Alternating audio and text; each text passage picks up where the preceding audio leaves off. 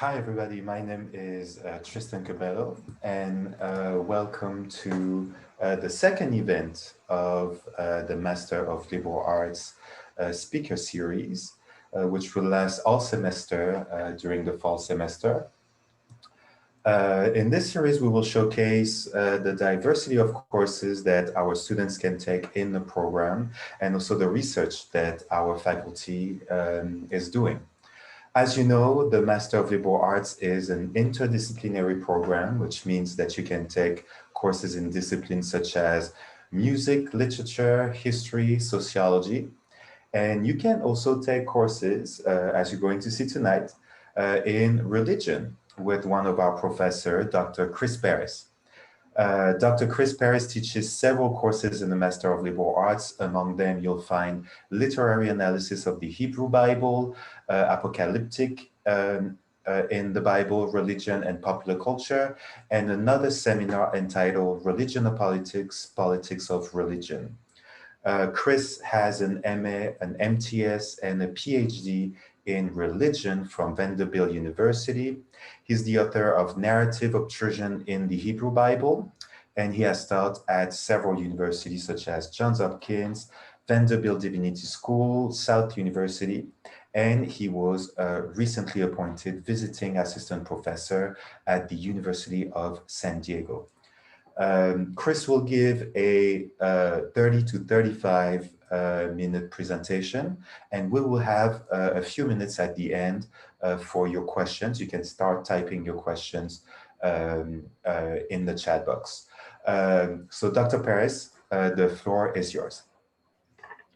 Thank you, Dr. Cabello. It's great to be here. Enjoyed my time at Johns Hopkins and glad to be teaching, and what a wonderful program. And looking forward to sharing something with you this evening. We're talking about encountering religion in comic books and graphic novels. And what we're going to find tonight is some intentionality in these areas of that we definitely see religion there. And in other cases, we might not know that it's there, and it's kind of parallels my own experience.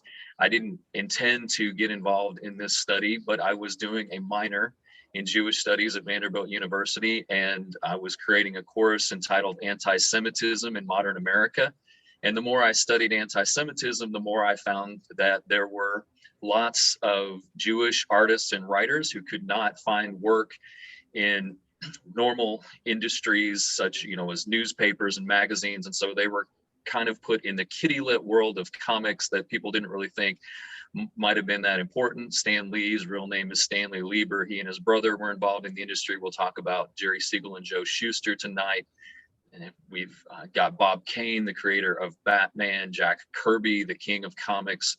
All of these were Jews involved in the comic book industry. And we'll go a little bit further beyond Judaism. I've kind of taken my study into other religions. And in fact, in my world religions class that I'm currently teaching at the University of San Diego, we're on a weekly basis reading a comic and talking about it to learn about the founders of religions and other things. And here in advanced academic programs, I am using comics for example, in my Politics of Religion course, we read a two-set graphic novel series called Boxers and Saints that talks about the Boxer Rebellion, colonialism, Chinese religion, and Catholicism.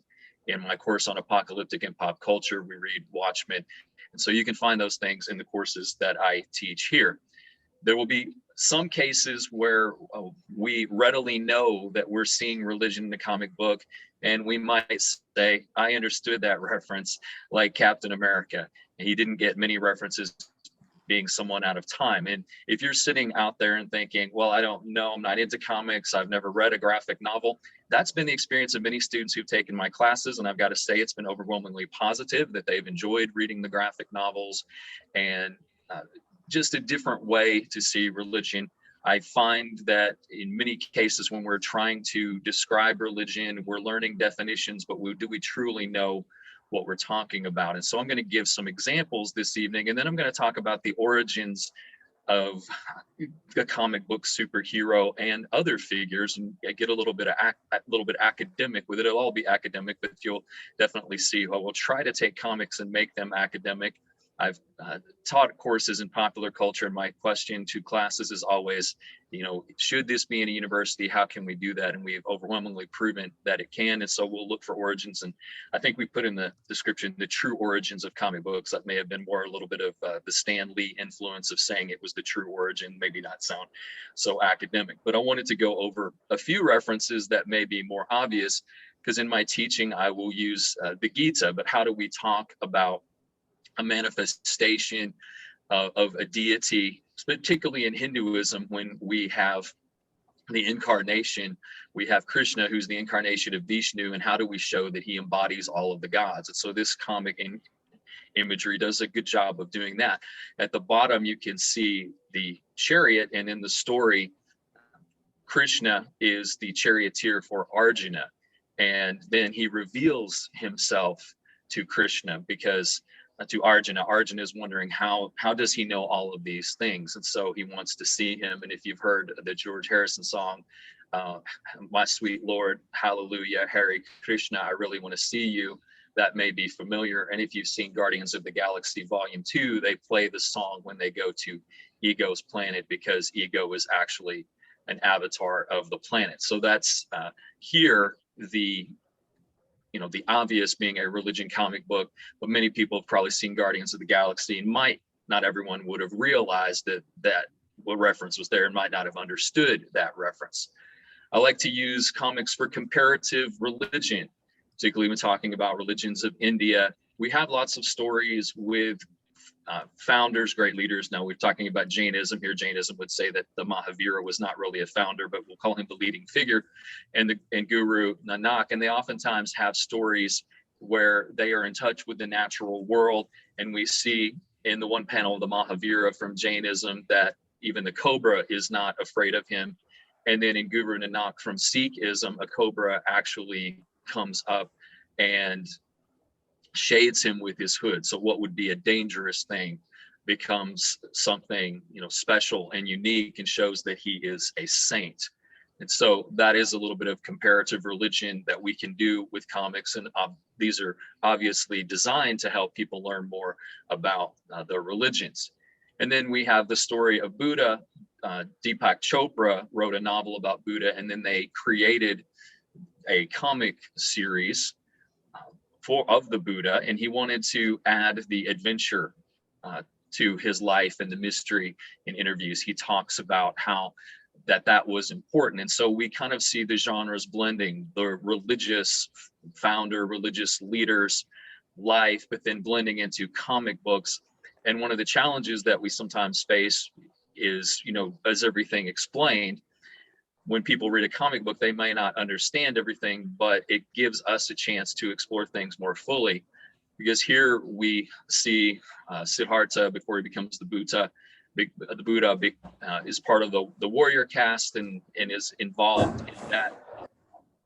And we have here examples talking about different realms. And if you don't know anything about Buddhism, you're not going to know about the realm of the hungry ghosts or what's really going on in the realm of people. And so whenever I teach the class, this gives me a good opportunity to talk about the wheel of life or becoming. That's what's being referenced in the comic. So this would be one of those, I know it's a comic about the Buddha, but what is really being said here?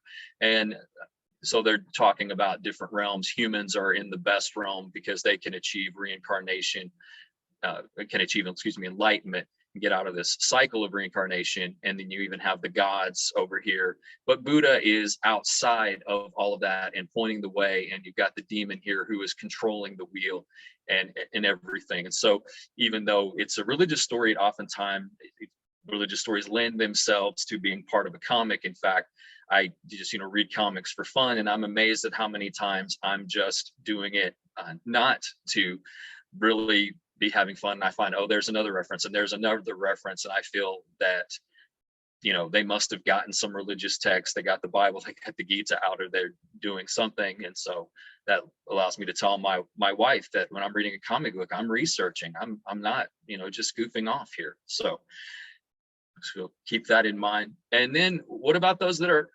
definitely maybe no one will notice that it's not a comic that's devoted to religion, but there's something in there if you know something about religion that's going on. And do you get that reference? Are you like Captain America? Do you get it? Do you not? And so this is from the comic Wolverine First Class, and it features Shang-Chi, who was recently, the character was in the movie Shang-Chi and the Ten Rings. Really great movie, wonderful to see Chinese history and mythology represented in the movie, and Marvel did a great job of updating the character and everything that was going on. But we have something interesting that happens in the comic. Wolverine comes to Shang-Chi because Kitty Pryde has been kidnapped by his old enemy Sabretooth, and whenever he fights Sabretooth, he becomes more like an animal. He can't control himself. And so he wants Shang-Chi to teach him a new fighting technique, but instead Shang-Chi takes out an apple and says, "What is this? What is this?" And to the casual observer, not knowing, they might not realize this is a religious thing. And so Shang-Chi says, "If you say it's an apple, I'll hit you 30 times. If you say it's not an apple, I'm going to hit you 30 times. And of course, Wolverine's like, "You'll try."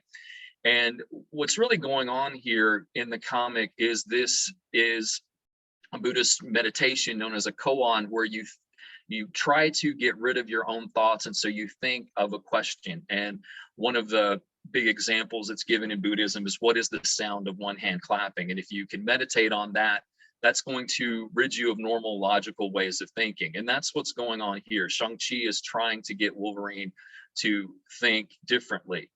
And he tells Wolverine that he says, "I've got a diamond sword and it cuts through everything." And he's not actually carrying a sword, but he's talking about, getting rid of his thoughts. And so you read the comic and Wolverine doesn't get it at first, but as he moves on, he starts to understand more fully what Shang-Chi is telling him. And so that is an example of a koan which would not be readily understood, and many people would just read it and think, "Oh, Shang-Chi is just a kung fu master," and they would not think of him as a Buddhist master necessarily. And then we talked at the beginning that my interest started with Judaism, and it's interesting to see Hebrew quoted in a comic. And here is the thing, and he's gone back to the old neighborhood. Jack Kirby, with Stan Lee, created the Fantastic Four, and many people say that the thing was based off of him. And we find out in the comic that the thing is Jewish. This wasn't revealed until about the 1990s. And this old man in the neighborhood who's gotten hurt as the thing was fighting someone, until the old man asked him, he says, "Why didn't you tell people that you were Jewish?" And he says, "Well, I figure so many people think we're monsters that I didn't want to make us look bad by me being a monster." And I think that in many ways reflects what comic book artists and writers were dealing with, anti-Semitism. And here you see Hebrew entering the comic. He's quoting the Shema, Deuteronomy 6:4, "Hear, O Israel, the Lord our God is one Lord," and the monotheism that we see in Judaism. These are all examples, and we could do multiple other religions. From Batman, there's the Muslim superhero Night Runner or Dust from X-Men, and we find numerous heroes from religion, and this has kind of been a fascination of mine to study. And now let's try to make it academic, though. Hopefully it's not completely unacademic, but one of my favorite books to study comparative religion is by Wendy Doniger, The Implied Spider: Politics in Theology and Myth. And someone once told me that teaching is the search for the perfect metaphor. We're trying to search for the perfect metaphor to figure out things. And I think it's a good way to look at what we're doing here at Advanced Academic Programs. How can we help each other understand?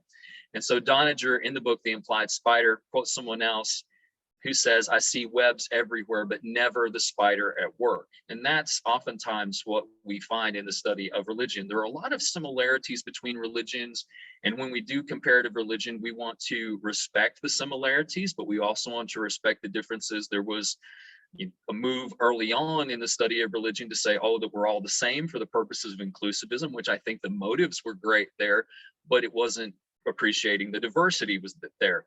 So Doniger offers that this is a useful metaphor, the implied spider, for the comparativist if we aspire to be the shared humanity, the shared life experience that supplies the well-building material, the raw material of narrative to countless human web makers. And that would be the problem, though. It's a great metaphor, but we can never find the spider, and a lot of people want to find the spider, but we need to appreciate the webs. And for those in psychology, could be a bit Jungian, collective consciousness. She goes on to say, I argue that we must believe in the existence of the spider, the experience behind the myth. Though it is indeed true that we can never see this sort of spider at work, we can only find the webs, the myths that human authors weave. So that's kind of what I think we're doing here at advanced academic programs. No matter what subject that we're studying, we're seeing a lot of the webs and how are they connected and what's working on. And it works particularly well for religion because it's really difficult to find origins, and there are a lot of webs because we have syncretism where things are becoming amalgamated in religion, taking parts of culture and different religions and ideologies and philosophies. But I did want to try to trace some of the origins of superheroes and go back. So the origin that I see is the golem. Many people have said from Jewish lore could be the origin of comic book superheroes, and not only them, but we'll talk about others that are a possibility. And the story of the golem, and even in children's books, and you'll notice that the figure here sort of it's a rabbi, but sort of looks like a mad scientist. The story of the golem is that the Jews are being persecuted in Prague, and they can't really fight back. They don't have the power to do that, and they need a champion. And who's going to be the champion that will protect them? And so and we actually get the word golem from the Hebrew here. Here's just the word golmi in Psalm 139:16, talk about being a shapeless mass and being created. And so this is where the word golem comes from. And then the story, interesting here, an old record cover, Leonard Nimoy, who was Jewish, as well as William Shatner, both Ukrainian Jews, who talks about the story of the golem, where the Maharal, the rabbi, goes down to the riverside, and much like God created Adam out of the dust of the earth, begins to shape and fashion this creature that will continue to grow. And some men go with him, and the purpose of the golem is to defend the Jewish community. And so they are creating the golem here.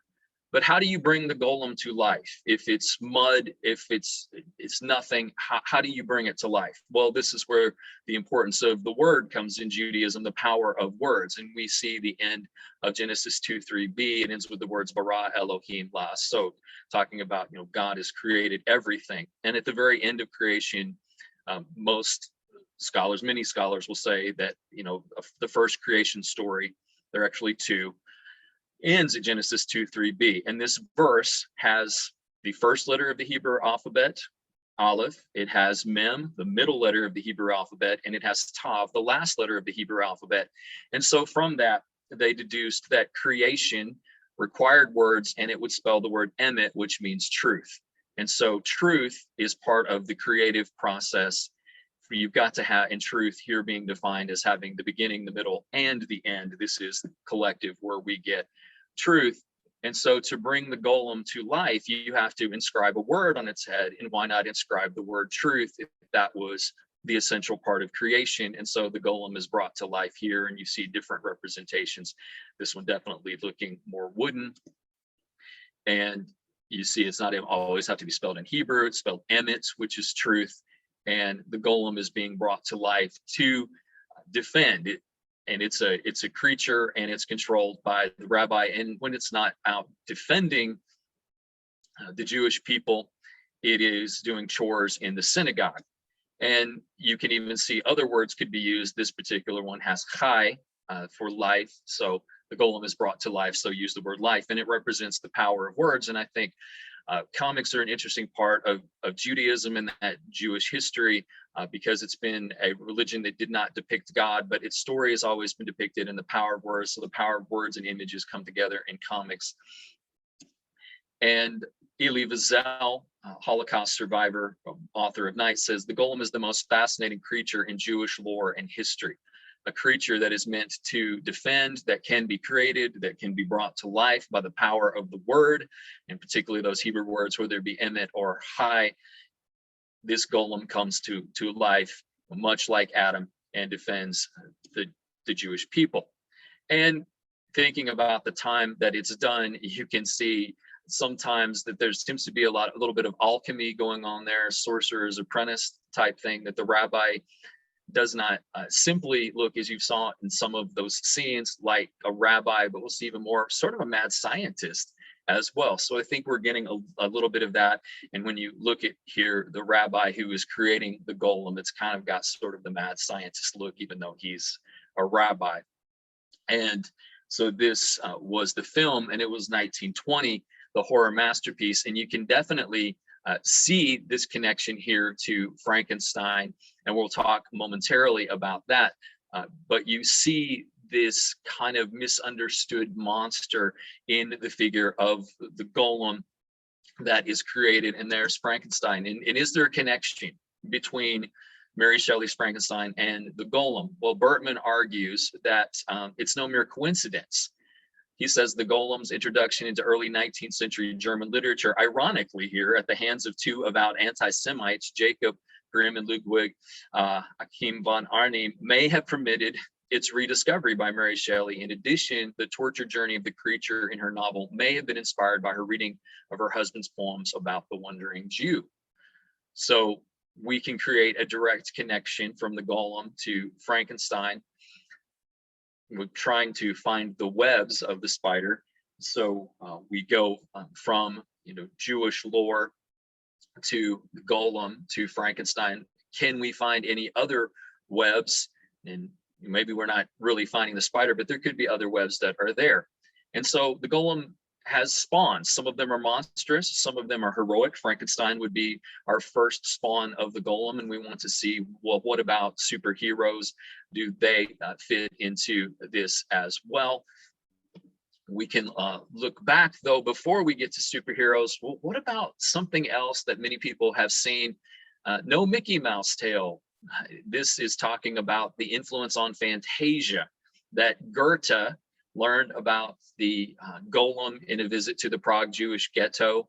And he talked about the golem, and then a symphonic poem was based on that, and that got the Sorcerer's Apprentice. And so we get Mickey Mouse's Fantasia, where much like the golem, when he was not defending the synagogue and defending the Jewish citizens of Prague, was working, and Mickey Mouse and Fantasia here. And of course, Disney owns Marvel, so it's all connected some way. So we're figuring out all these spider webs, perhaps untangling them a little bit, or maybe showing how they're all tangled up even more in these origin stories. But what about the golem? Well, Will Eisner, who is considered the father of the graphic novel, says the golem was very much the precursor of the superhero. The idea that we can have a defender, someone who creates something to defend people. And here, ironically, you have Action Comics, and then you have a later comic of the golem mimicking that. But it kind of goes both ways. Where does it really begin? You could say, well, they're copying Superman, but if Superman was copying the golem, then, well, where is the origin story? And I think that goes back to Donager's points. And Will Eisner, I should also say, wrote Tenement Stories. He wrote The Spirit, and he is well known for A Contract with God, which is an interesting question about theodicy. What do you do in the midst of suffering? Highly recommend reading that. We can look to Jewish historians, and those some great books that I can share here. Ari Kaplan's From Krakow to Krypton, Jews and Comic Books. Many people have written about this and try to show where these origins come down. So Superman and the Golem, Kaplan tells us, Superman actualized the adolescent power fantasies of these two Depression-era kids, being Siegel and Schuster, who craved a muscle-bound redeemer to liberate them from the social and economic impoverishment of their lives and into the tradition of the Golem of Prague to fight anti-Semites. And there's kind of an interesting story with Jerry Siegel in particular, that his father was a tailor in Cleveland, Ohio. They were Jewish immigrants, and his father was actually killed by some robbers. And ironically, he did not come up with the story of Batman, but Superman instead. But you can see the desire for a golem-like creature was in his mind. And So Siegel and Schuster were Jewish immigrants, and so we have the book here disguised as Clark Kent, Jews, comics, and the creation of the superhero. You see he has high life on him, and this is much the persona, the Clark Kent persona, who he's trying to fit in, even though he's a superhero. He has a nebbish persona, which in Yiddish would mean someone who kind of is a clumsy, klutzy, acts like a nerd. Similarly, Peter Parker will be that type of person as well. Think of Stan Lee and that influence. Stan Lee has been asked, he's the late great Stan Lee now, asked, what did your Judaism and Jewish upbringing defend? Did that influence your comic book writing? He says he doesn't know that it directly did, but as many people study it, it seems like it probably did. And here we have Siegel and Schuster was said to have started drawing the first comic of Superman on his mother's challah board, where she made the challah bread for Shabbat dinner.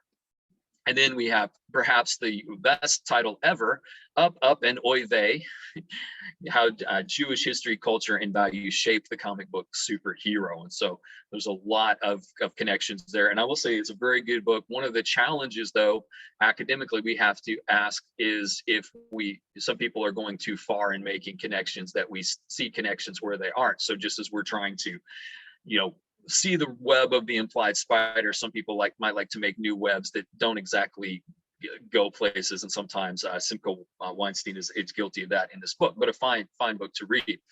And then we have the connection between Hebrew and Kal-El, or Superman. Hello, my name is Kal-El. This is in Hebrew.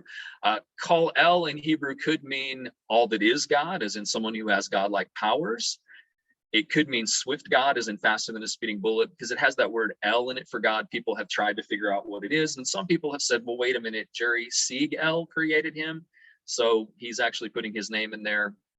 And Siegel was the grandfather of Clark Kent's Superman, Kal-El, in the short-lived TV series Krypton. But where did it all come about? Well, we can trace it back to Moses. Many people say, well, Superman is a Christ figure, and we'll talk about that momentarily. But here we see what Robert Alter, who is a Jewish scholar, would call a type scene. A child is put in a vessel, set adrift, it's found by an adopted parent. We see the first part on Krypton. We see the next part, whether it is the Pharaoh's daughter finding Moses, or Jonathan and Martha Kent finding Kal-El and naming him Clark and raising him.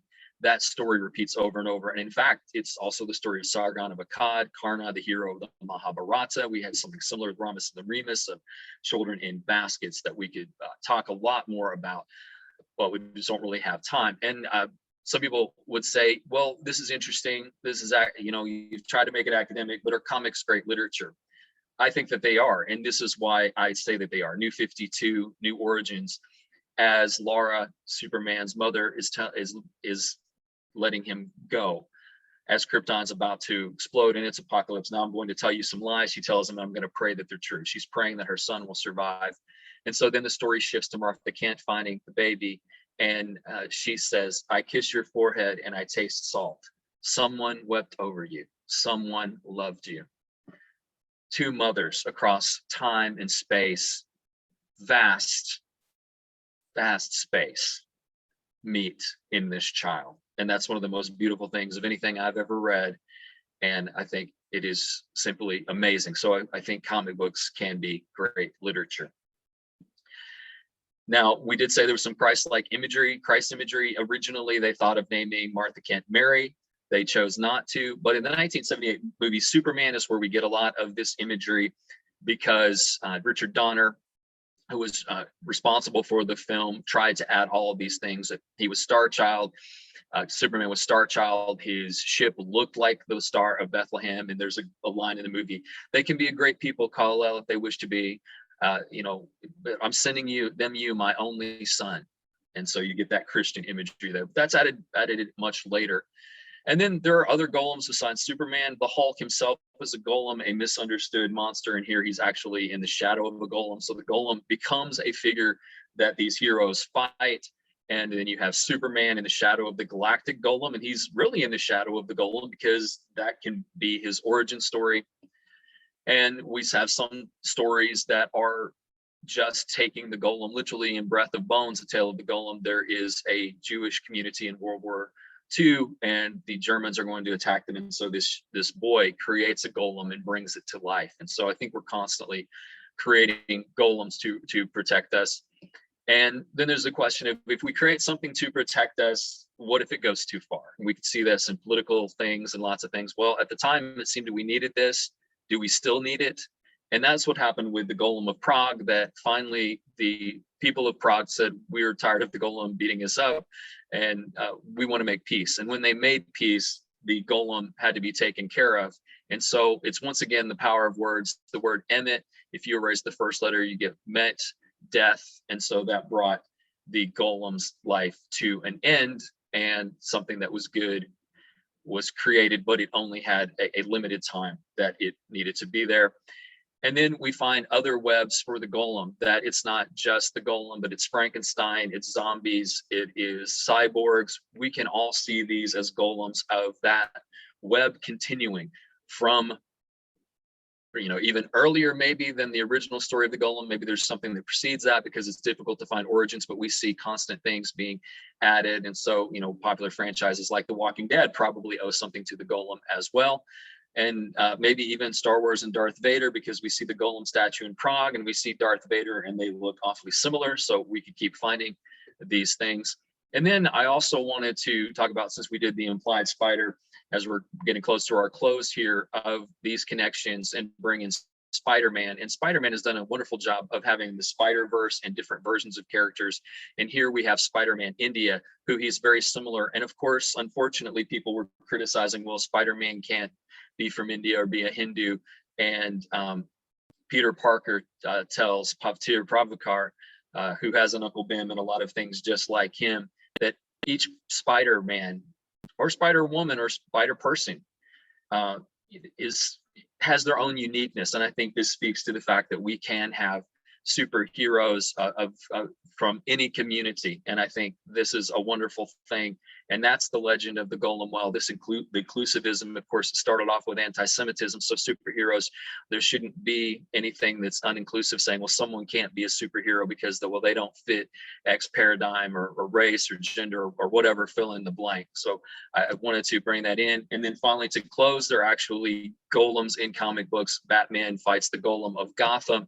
And there's a Jewish man who creates the golem, and he's seeing neo-Nazis with a swastika, and it comes back around because they are attacking the Hindu temple, and so the Jewish man is trying to stop them there.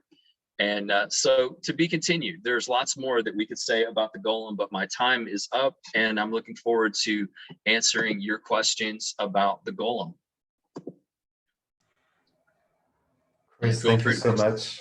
That was really great. I learned a lot, and I'm sure the attendees did too. So if you have questions, I'm speaking to the attendees. If you have questions, please make sure that you post your question in the chat box. And in the meantime, I think this is a great example of what we do in the MLA program, because it is truly an interdisciplinary course. It is truly an interdisciplinary presentation, that you just did, mixing religion, religious studies, history, Jewish studies, popular culture studies. And so this is really precisely what we do in the Master of Liberal Arts. In many ways, it reminded me of a course that I teach on Michael Jackson. Michael Jackson actually had a whole album in 1992 called Dangerous, where the whole album is actually filled with references to the Bible and to the Jehovah's Witness religion. And so this is really the type of work that we try to do here, try to debunk, deconstruct popular culture, the world around us with all those references. One question to you, Chris. You mentioned that one scene where this Jewish guy, says that he didn't want to say that he was Jewish because everybody thinks that we monster, right? And so he doesn't say that he's Jewish. And so that reflects, of course, all the anti-Semitic discourses that fills nowadays world. You don't talk too much about Islam in your presentation. Like, have you encountered, any references to Islam in your work? Yeah, that's a great question. One book is called Veiled Superheroes, and a professor from Western Kentucky, which that's where I did my undergrad, and she writes about female superheroes. Miss Marvel is one of the most popular Muslim superheroes, and what's great about Miss Marvel, and you know, uh, love to talk about that, is Mhm. that it's a wonderful job in the comic written by a Muslim woman. But what they do is she's not just a Muslim, but she's a teenager growing up who has friends, and she's working with the Avengers, and it's really this holistic portrait of her life, which is what Mhm. I think is one of the best things about it. Highly recommend that you read it. There's a Night Runner from Batman who Uh-huh. he's in France, and it's really helps him to dress up as part of Batman Incorporated. Bruce Wayne comes out and says, Mhm. I've funded Batman for years, and now I want to fund other people. And so Night Runner is there, and of course, Dust is an ex-man, ex-woman, I guess I should say, and she wears the veil, and she can turn into dust. And you see one scene, she's like, "Forgive me, Allah, for the people I may hurt."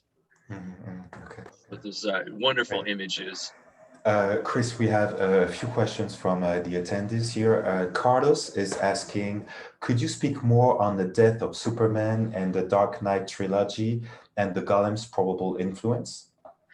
Yeah, I think that's a great question. First of all, the death of Superman is just an interesting way that a pop culture icon figure, whatever you want to call him, becomes larger than life. But what was happening leading up to the death of Superman is that many people were saying, a Superman is your grandpa's superhero. He's the big blue Boy Scout. We like Batman. We like the Punisher.